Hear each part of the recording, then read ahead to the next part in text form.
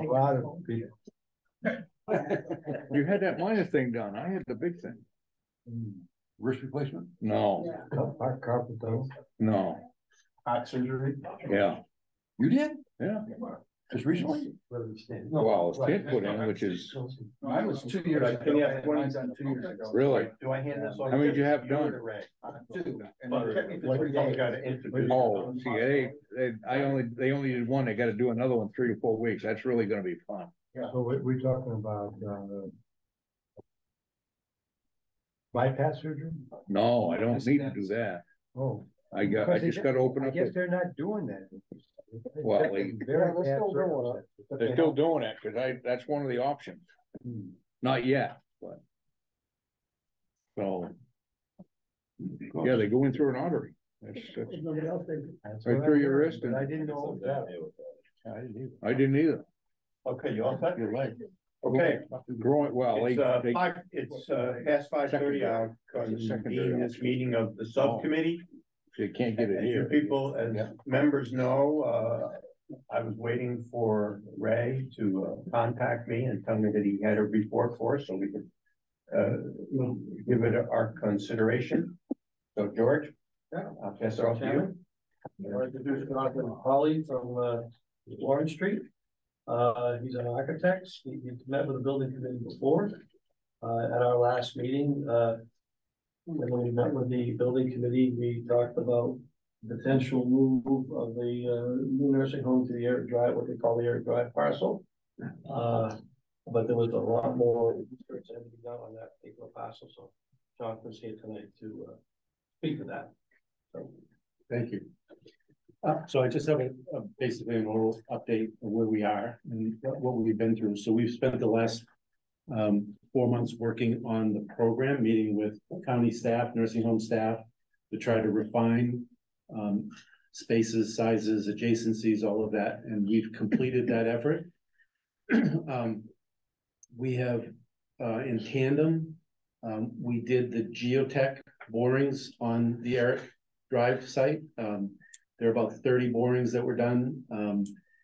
And we have a report back that came back yesterday from Frank Miller, basically stating 50,000 feet, the site is buildable, the grounds can support the building, we're in good shape. We also, sorry about that. We also in tandem had Bob Goodby from Monadnock Archaeology. Division of Historic Resources came back and requested more information in order to basically give us their findings on the site. So Bob has come out, they've done some field work. They basically said it's all wet soils and there's nothing here.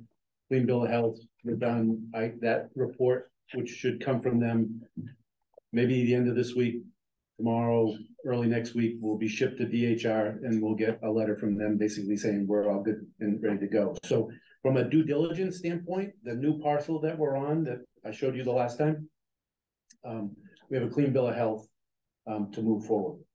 Sure.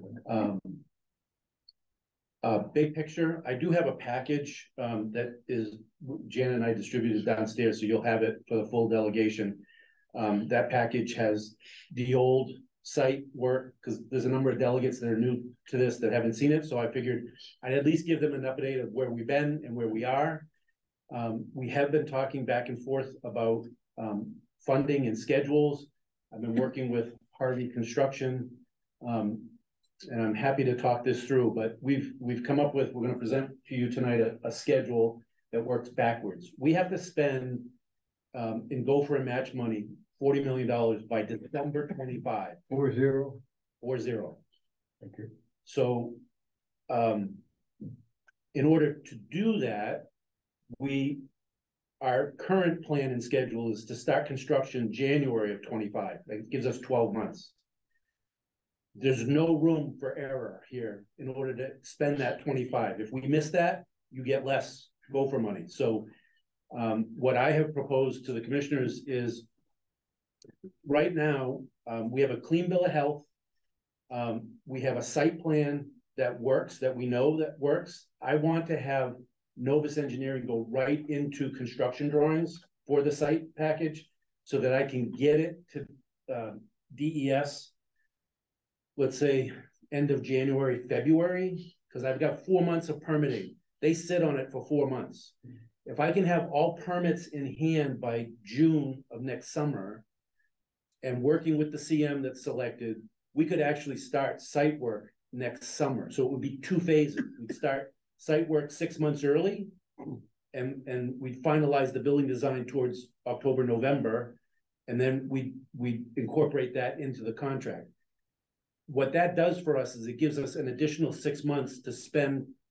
I can start the site work, I can order the steel, I can spend a good portion of that $40 million and alleviate the risk of not hitting the mark.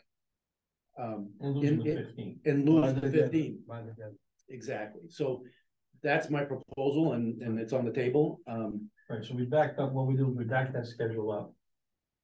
So we need to have a bunch of multiple workshops with this group and with the delegation, if they so choose. But we have to act based on that schedule prior to about December 13th is probably close to our closest deadline. In order to meet all of the things that Jonathan has to do, because we back the schedule up and meet the ARPA requirements so that we don't lose the $15 million. So that's what we're going to be talking about a little bit. It's pretty straightforward. If we don't have a vote on a bond by that time, so that we can move forward with the construction based on the projection that was asked for by the architect, we lose the $15 million, which I don't think is a smart thing for us to do, but that's something we're going to do. We'll have a debate on. So we need to have as many workshop sessions as you think is necessary between now and then, whether it's the committee or whether it's any other questions of delegation they have that we can try to answer between now and then. But that's kind of our drop deadline. If we don't meet that. Okay. So some of the workshops that I'm prepared to sit down and talk through with you all, we've had the mechanical engineer go through and do a study on geothermal. Big picture now, I'm just throwing it out, big picture. They have estimated that the wells alone, to get us to a starting point of geothermal versus fossil fuel, we got to spend $5 million and drill $5 million worth of wells to get to that starting point. We have natural gas in the road. There's no return on your dollar of that $5 million you're going to spend because natural gas is so cheap. So, does it make sense? Does the county want to be perceived as being green by doing something that, you're exchanging heat and cooling in the earth versus natural gas? That's your choice. But it comes with a $5 million price tag. And I'm going to have the mechanical engineer explain that to you so you understand what our recommendation is. Again, that will be done in the workshop session. That'll be one of the workshops. So we'd like to do a separate workshop session with that. Secondarily, there would be in the letter that we got and that was authored by the Republicans, you wanted a reevaluation of the finances. So we hired Lori Shibanette, the commissioner, we hired Commissioner of Health and Human Services. She's completed her analysis. We're gonna pass that out tonight for you to review, and we're gonna invite Lori's agreed to come in and meet with the committee, and she can answer all your questions. So we'd like to have a workshop just based on that, rather than try and jam everything all into one workshop. We'd like to have workshops, with particular topics. So we're also looking for topics from this committee, other topics that you might have. That you might want workshops on, understanding that we have 10, 11, 12 weeks. And we'll do workshops every day. We'll do workshops every week. We'll do workshops at the rate at which this committee would like the workshops to be done. I've just picked these other two because they're obvious questions that have come up. There might be other questions that come up from the committee or tonight when we give a general briefing to the full delegation, just to kind of get them up to date because of the site change and everything else. There might be other workshops that we schedule, that are particularly related to a specific subject. So just throwing that out there, and we're going to hopefully everybody will work with us off that time frame of that mid-December need for a vote. Chairman Smith. Thank you. So those of us who were on the executive committee at the time heard a presentation back roughly a year ago. Cliff, you'll remember this, I'm sure. With that Brianna did, okay, where she talked about a number of things that we could be doing. But the plant that we have does not permit that. And these other things, you remember, Joe, you were there. These other things were things that the local infrastructure is providing in some fashion, but that we could be doing it and we could be making a lot of money for providing services that citizens really need here in Strafford County. That's correct. So is this? That's correct. Is this? That's the the direction- Shibboleth's report. Is that the direction that you're talking about? And you'll actually get her 15-page report tonight. Right. Oh, And you take it home and read it and digest it. But we're gonna have her come We're in gonna have her come in again. and she's agreed to come in and do a presentation. you can't So- ask questions of a document. Well, the want- point is, we want the document We want in you to your be able to hand. look at it. Now- No, but I mean, we need to have her here so we can Yes. ask her. Yes. Right, but we thought I don't wanna pass out the document that's 15 pages long. And And then then, have her make the presentation. and then have her make the presentation. This way you'll have an opportunity to look at the Read it all. document, review it all. And then she'll come in, I'll arrange a date, with the chair of the committee, we'll arrange a date when she can come in and give you all, her whole explanation and answer all your questions. Thank you. Representative Newton. Yes, I had a quick question.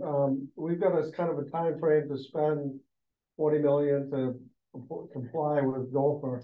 Is there a time frame to spend the Gopher money? Or once we meet that, we got till the project's done to spend it? No, when we spend the 40 million, Gopher gives us our 15 million. Okay, but once we get the 15 million, we can spend it as we need or? We'll have already spent it. Okay, It'll be part of the so that, so that's part of it. Okay, Yes. thank you for that. Any other? What, please? Yeah, thank you, Mr. Chairman. Where are you gonna get the bodies to man this place? Cause I was just in a hospital here today and they can't find the bodies. And it is so much, there's so much competition for that labor. I mean, it is unbelievable. A matter of fact, I try to find out even though I'm laying there. Trying to figure out, where, and they actually have people coming in, traveling nurses. We don't do that, but yeah. You don't do that, but that's what they're doing right here, what, a couple miles or a few miles from here. As far as I know, every nursing home does it, but we don't. We've been able to staff to an adequate level where the cost of the traveling nurses, nursing's not our issue. So let me just explain this in a little bit of detail. You know that the federal government is trying to come up with mandated staffing, right? Anybody that's paid any attention to anything with nursing homes knows that the Biden administration is trying to come up with mandated staffing. So they've put forward CMS has put forward their proposal for mandated staffing. So I took their proposal and compared it with our current staffing. We're fine. If that proposal passes, which by the way, everybody's fighting. Right. But if that proposal passes, we meet the mandated staffing. And we especially meet the mandated staffing when it comes to nurses. So that's a fortunate situation. In terms of aides, which is one of the things that we'd obviously need to help with, we've just graduated a class of 13. So my hope is that we continue, getting numbers of people in those classes so that we build up. And you'll see this, by the way, in Lori Shibonette's report. That one of the differences between Lori Shibonette's report and Brianna's report is Lori Shibonette did a 3-year report. Okay, so she's not suggesting in the first year, she's giving a revenue amount in the first year, a revenue amount in the second year, and a revenue amount in the third year as we grow into the new building. And that's using her experience as she grew into Merrimack when they built their new nursing home. So, and I will, when she comes in and does her presentation, I will supplement that presentation with how we will close the gap in year one. There's no more gap in year two, but close the gap in year one in terms of financing so that it doesn't cost the county taxpayer.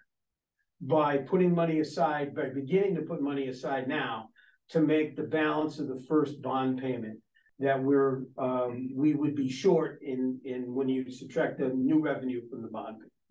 So that's why I'm saying that needs one whole big meeting. And you know, instead of trying to jump into it with this meeting. Okay. Yeah, one of the things, I know you're concerned about staffing right now, but this is 2 years before we open this. Three years. Three years. And Staffing- We have our Straight existing staff. Yeah, staffing could change significantly by that time, and I understand as well that the University of New Hampshire, I think, just announced they've got a new nursing program Yeah. that they're doing as well, so you're gonna have a lot more nurses coming into the market locally as well, and if we work with our high schools as well for aides. And we're back And, doing that, by the way. that's something that is, again, another thing where we are planning to increase staffing. I think New Hampshire is taking a very proactive position as far as nursing staff is concerned. So I think that may not be the problem we see today. Right, the Healthcare Association as well I met with the private operator last week. The Healthcare Association themselves are sponsoring educational programs from a purely business perspective, trying to get, for lack of a better term, folks coming in from Honduras, Guam Islands, and all kinds of other folks. They're trying to put together a bigger, broader program to train, help as well. So you got that going on. That's over and above what we're doing. Right. And you funded this year in your budget, the state budget, a substantial amount of training funds for your entry level nursing staff. When I say nursing staff, that's probably a misnomer. Your entry level employees like nurses aides. You funded a lot of reimbursement for them for their classes. You funded reimbursement for M&As. And M&As are kind of a step between an LPN and an LNA, where they can distribute probably about 95% of the medications that we distribute at Riverside. None of the medications we distributed higher, but 95% of the medications that we distribute at Riverside. There are certain injectables and certain medications that require nursing judgment about the quantities of medications that are given, that these medication nursing assistants aren't or won't be qualified to make those judgments. They have to, stop there. The nurse would have to take over and make that judgment. So you all in the legislature have contributed significantly this year, and I thank you for that. That's the ultimate big benefit. Plus, you also made allowances for reciprocity of Understood. for the reciprocity of licensing. Yeah. To make it easier for people to get licensed from other states. So we appreciate that move by the legislature also. Something that the county's lobbied for and the legislature passed with a high level of support. Well, this facility won't demand much more than what you already have anyway. Well, that's the other part that I was waiting to get to, is that part of the building of this facility is efficiency. I'll just leave that to Jonathan. Talk about the inefficiencies you saw when you did your group meetings. I've been meeting over there for 2 months. I've gotten lost 3 times. So we've never been through the nursing home. It's a mouse maze. And nothing is consistent, nothing. The new plan is basically the party is a star. And the nurse station is the center of that star. And that nurse station has sightline to every resident door, every resident room I can see from the nurse station. So I can see, if you're nightly staffed and I've got one LNA that's, got 3 wings, I can see where she is. I don't have to be running around. There's a lot of places to hide over here in terms of, delivery of services and just somebody hits a bell. I mean, you know, there's so much inefficiency over here. You guys you deliver incredible service. It's just the building is tired, and it's out of date, and it's just a series of additions that happened over a long period of time that, you know, you just keep adding on to, and before you know it, it's just too big to manage, you know, and you're doing the best that you can with what you have. Okay. The geographic layout Right. forces us to staff. Exactly. Question here? No, well, it's not a question, it's a comment on what Mr. Bauer had said on I was looking into this while I was laying there again. And there's a 39 state compact. If you're licensed in one state, you're licensed in all of them. So that is one thing we already can do. Yeah. The other, You did in this last legislative session. right. Well, we're trying. I mean, it's, you know, just like you can get a basic associate's degree out of high school. I mean, I've been working on that for probably at least 10 years. So, I mean, it's, you know, we have to do that. The other thing that I'd like to, the question I have is the furnishings. How often do we replace our furnishings? I mean, it don't seem like we need to pay $9 million to make it, you know, 100%. I mean, we should be, I don't know if it's a 5-year plan, a 10-year plan to replace everything. I'm sorry. We do have that. We have that. What is it? As Representative Wall can tell you, every year when we review the Riverside budget, we have like a mattress allowance as an example. Where we have, you know, we replace so many mattresses per year. Beds, you know, we're probably at the end of the useful life. We replaced all our beds about 15 years ago. So we're trying to, the number that Jonathan came up with for the FF&E, the furniture, fixtures, and equipment, our numbers based on a percentage of the operating, you know, the building costs. We obviously need to look at that a little more carefully, you know, before we ask the delegation to do a vote, is to actually look specifically. In fact, we've already had some discussions about that a couple of weeks ago. So that number will probably get refined a little bit. So then, and we'll be able to report more distinctly what furniture, fixtures, and equipment we need. Okay, Peter. Thank you. So I think that this incident that I was allowed to, well, I participated in the groundbreaking for the new medical facility over next to New Hampshire Hospital, right? There weren't too many house members there, but I was one. Because this is an issue that I've been working on with some my colleagues on both sides of the aisle for quite some time. As I think probably all of you know, the secure psychiatric unit has been in the state prison for like over 35 years. It's supposed to be temporary. I said, well, hell, everything is temporary. Even the Rock of Gibraltar, just wait long. So the thing is, but that facility that is currently in the spews in state prison cannot be accredited because it's in the state prison. And I won't say that the care that they get is unsatisfactory, and I'm not competent to make that kind of a judgment.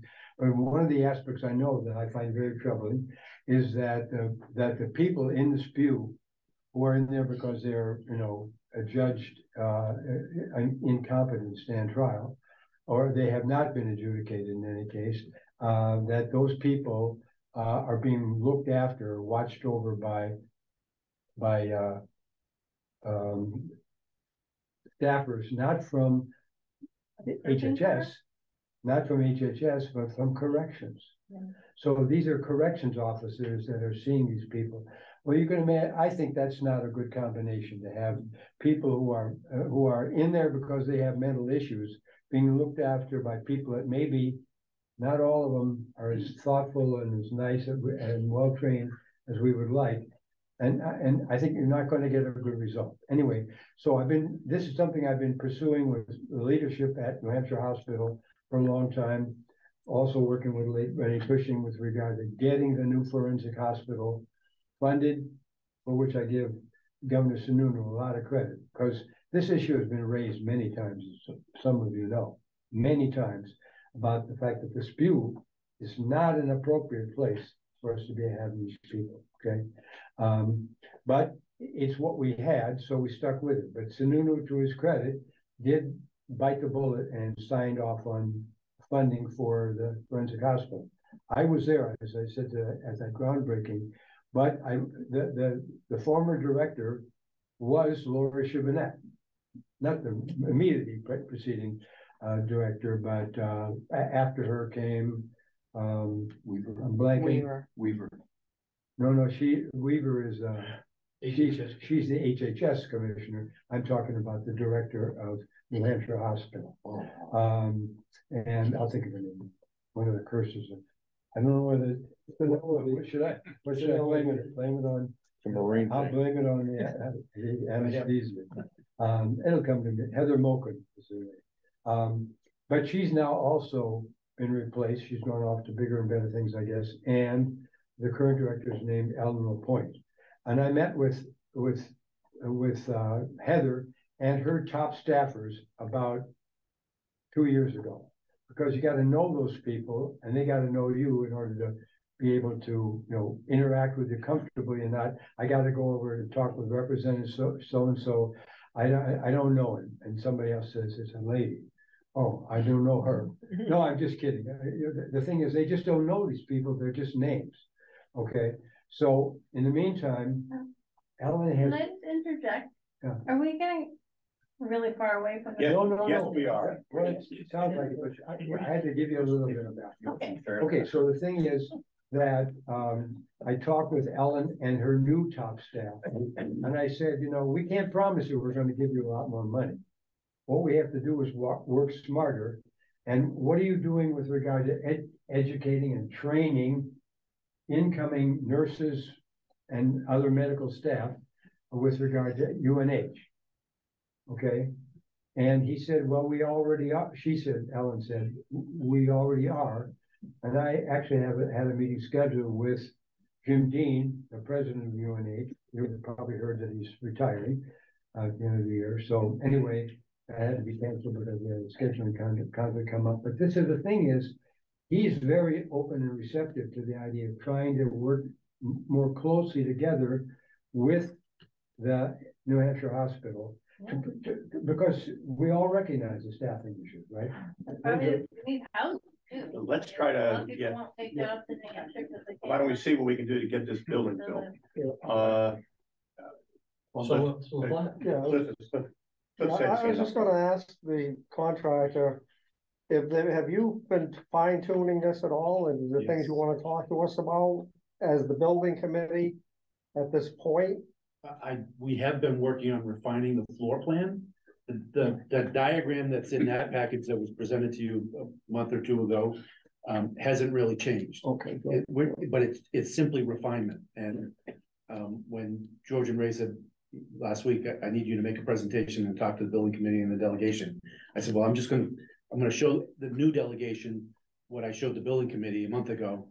That'll get us to where we are, and the rest of it is really just refinement. Yeah. I do have a lot of things that moving forward I will share with you and ask for your advice and that kind of thing, but not tonight. Yeah, let me see if I can sort of summarize where we are. We had our meeting here. It's been reported that the site has a clean bill of health. Is that correct? Yes. Okay. And then you've also informed us that you would like to have a series of workshops with us for the next month, let's say. And can you be specific on how many? I can be specific on the two that I mentioned. Right. Okay, And the rest is gonna be up to you. okay. You guys can drive whatever workshops you want.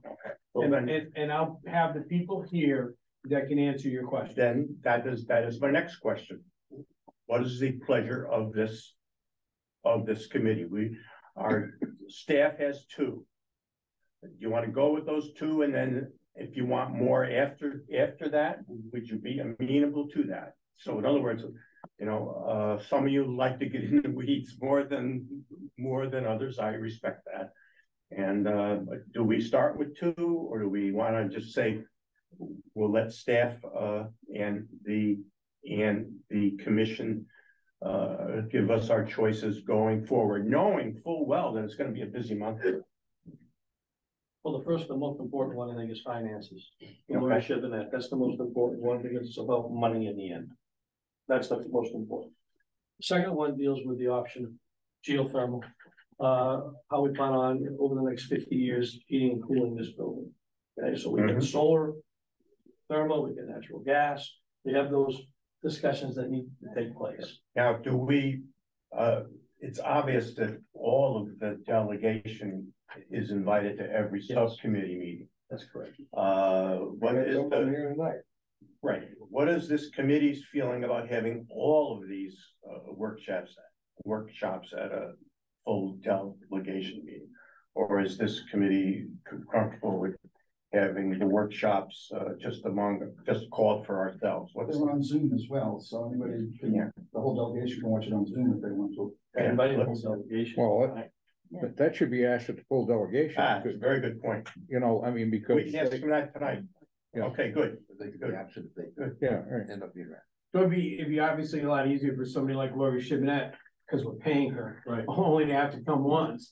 You know, I'd rather have her come That's a good point. if, you know, as an example of someone that, you know, we hired to do this. I think it's important for the full delegation to hear the finances. Yeah, okay.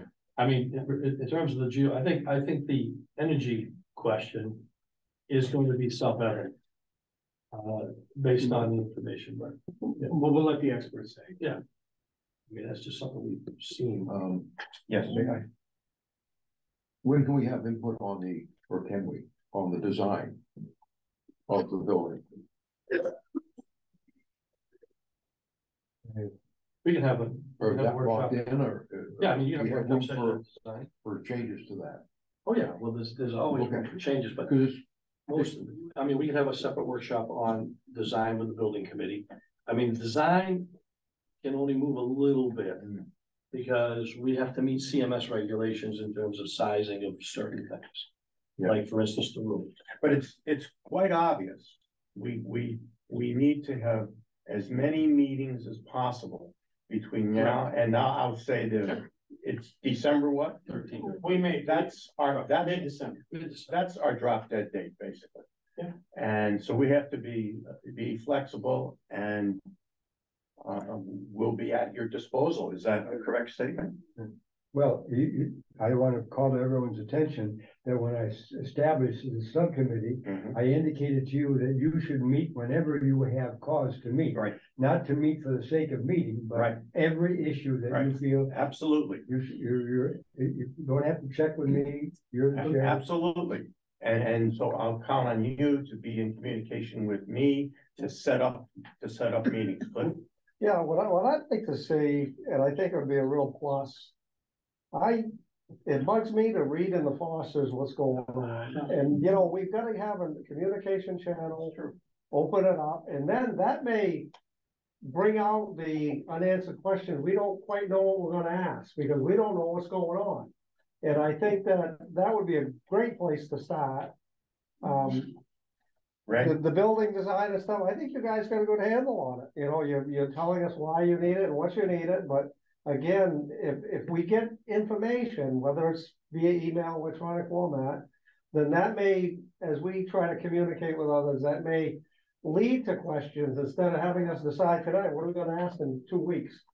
I don't know, something might come up. But right now, I'm very satisfied with what's going on, other than the lack of information. The only thing I wanted to tell you, Representative Newton, is you of all people will understand when I say this has to be a public process. I can't learn this information and not share it with the commissioners. And it appears in a public agenda, and if the Fosters wants to come and do run a story on it, I can't stop that. But I can't withhold information from the public and ship information to you or ship information to the commissioners privately. That's significant information. So that's why you've seen things in public. When I reported to the commissioners, after I've met with Jonathan or after I've met with Lori Shibinette, I have to report to them publicly about what I've done, and then as quickly as I can, I work with the chair to try and call a meeting to, you know, I wish it was different, but it's not. But It's a public process. could we have on the county website the latest, greatest updates on the nursing home? And I think if it's public, if you've already exposed, I don't want private information, the public, we're doing the public's business. I'll give you an example, in the letter, in the article to the Fosters, and you can't control what they write. They quoted Commissioner Watson saying, we've addressed all the concerns of the Republicans.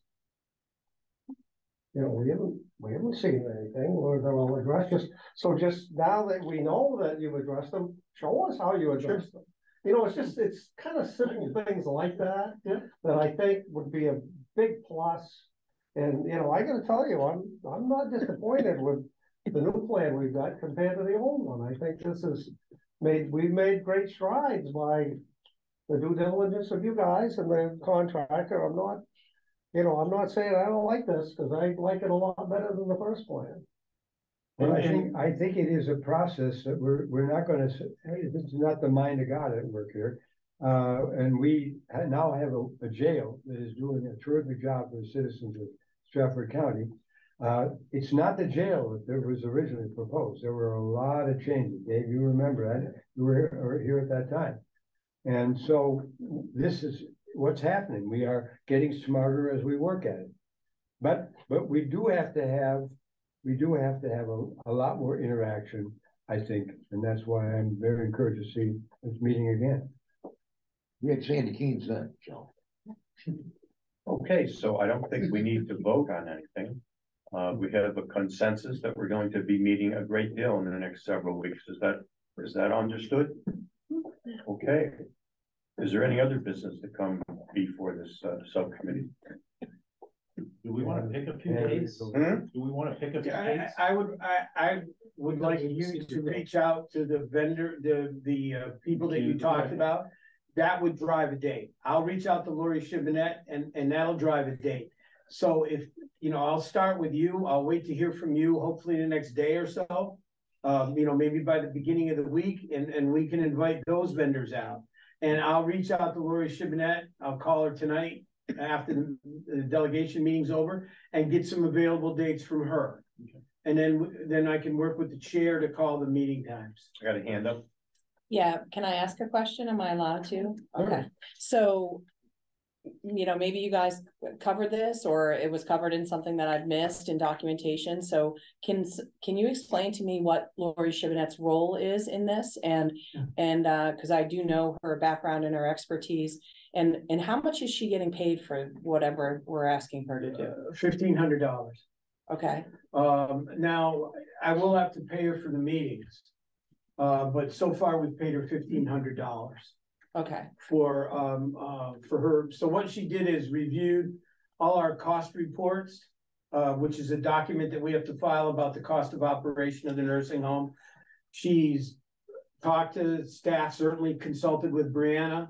She's taken into consideration the financial incentives that you all have provided in this current legislative session, the session that just finished. Right. And did that report. And then she calculated the report out over the revenue out over a 3-year period, which is one thing that Brianna did not do. And I think that that puts us in a position of showing that we're not going to break even the first year in terms of making the bond payment. So then that goes to me to fill in how we're going to fill in that gap. And I'll have that plan I have already. And also depending on if we go along with what our financial advisor says in terms of borrowing the money, we will likely not bond this project till close to the end. We will do bands on the project, and that way we're not paying full interest while the steel's sitting wherever the steel's manufactured. And obviously that there's some decisions that need to be made when we meet with it's a gentleman. So when we meet with him about the best way to do bands, and I wanna be able to include the interest in the bands in a set aside fund also, so that that doesn't come out. In other words, I don't wanna pay out of any taxpayer's money before the revenue begins to come in for the new nursing home. That'll be part of the finance work. And that'll be part of the finance report when Lori Shibinette comes in. She'll do the front part, I'll do the back part. Yeah, thank you, Mr. Chairman. And that was done, we brought her in because we were asked, we got a letter in January from the Republican caucus. Outlining and saying, we like what Brianna had to say, but we want it verified. So we thought we would take the Commissioner of Health and Welfare, who has. That was one of the expertise. big issues. It was a big issue, and that's why we hired her, to address the issues that was. Now I'll have to work out something, she certainly agreed to come to meetings, so Right. I'll have to work out some form of payment for that, but that's not part of the $1,500 that I already paid her. No, she, She, Commissioner of Was the- CHHS. The former director of New Hampshire Hospital, Yeah, then she became commissioner of DHHS. so So it's her she- budgeting expertise. Yeah. that's right, Correct. and, but she it's more than testified that. before. As Operational programming. Yeah, It's she doesn't, it's not programming, budget, it's operational expertise, is her. but it's also, she would be the one that reviews, or on a higher level, our cost report operations, for the operation of the nursing home. She ran Merrimack County Nursing Home for a number of years, so she understands the nursing home piece. She understands the big picture of the Medicaid system, which is again, gonna be our largest funder, which includes something like, we're entitled to a certain amount of capital reimbursement. For the construction of a new nursing home. She is one that would be, understands all of that. She created that system, she lived through that system in Merrimack, and she knows how to work the system so that we can get our highest level of reimbursement when it comes to capital. She's also not gonna be working in her own silo either. You said there's a financial advisor that's looking, so all the stuff that she's doing is not gonna just be, it's not just coming from her. It's No, there's ma'am. many different people that are looking Yes, at ma'am. this. Right. Okay. The other thing too in the finance is Medicare Part A and Part B, which she's very, very stupid, which things that we don't do now that we need to do in the future. Medicaid, Part A and Part B, okay? She's an expert in that as well. So those are things that we're gonna be talking about. Are you all set?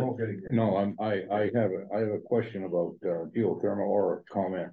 I would like to see comparisons, like Kingswood Regional High School does geothermal. And it looks like it works pretty well. I've been in the buildings in the winter, and that's good.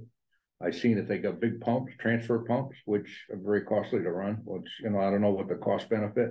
So I would like to see comparisons. And how many holes we got, how that $5 million is spent, just to get an idea. Yes, as would I. We would like to see how many years in electric bills. Saved. Right, well, you're gonna save some, but It's gotta see when is the payout date, but I would assume that. would be And part of that on analysis. the other side of that equation is the natural gas. Natural gas, we have a shortage at times in New England because we've only got the Tennessee and the Maritime gas line coming in, and at times businesses have to shut down. Matter of fact, right here in Newington, Georgia Pacific, they have to shut down in real cold weather because there's not enough natural gas, and obviously you would have a rest home having. Our contract, which we just re-upped, our contract guarantees us, that we won't be shut down during that time. Right, but I mean, it's happening. I'm not doubting you, Representative. I'm just saying that we considered that in our subsequent agreements. I get firewood.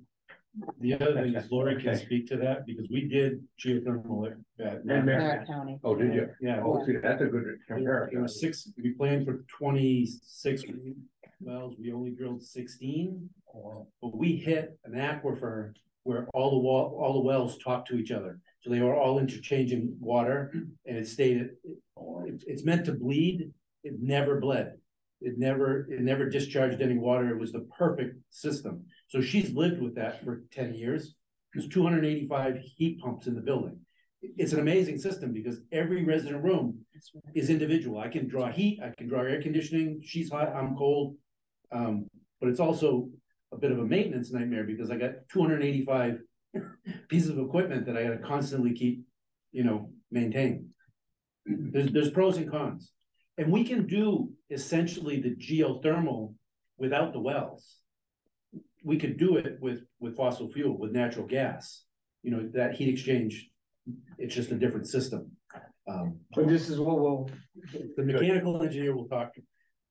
Anything else? Till you go cross-eyed. Only because he brought up, so I have a quick Can we question, do so. it just before we go? In regards to the geothermal, has all of that already been, have you guys already done all of the site work and knowing that it's good to go for geothermal at this point? No, we've Okay. done the geotech, which is borings. that I know talk all about it, soils. yeah. Yeah, we have not done wells. The other thing that's different, when we did Merrimack 20-something years ago, those were open wells. They were Yep. 1,200 feet wells. You can't do open wells anymore. I know that, They do closed wells. So the pipe goes down and the pipe comes back, I know. rather than discharge the water and draw the water back in. So it's a different system and technology has changed. There's other things. You can do geovolve, which looks like a giant ball of yarn, but it's Yeah. tube, and they throw it in a hole 15 feet down. And that's the entire discharge of, Yeah. there's a lot of different things that you can do. But I And work for probably more to geothermal come besides well development. company, so I know all about it. Yeah. Yeah, so it's it's intriguing. I love it. Geothermal is the way to go if we can do it. Okay, folks, Yeah. I why love don't we it. stay on topic and, we can talk about this when we adjourn. Are there any other issues? We will wait We're gonna hear it tonight. to be, Delegation and everything. we will report to the delegation and then get their wishes. But I just want to know if it's appropriate to adjourn right now. Are there any objections to an adjourn? Then I hear no adjournment. I hear no objections. This subcommittee is adjourned. Thank you.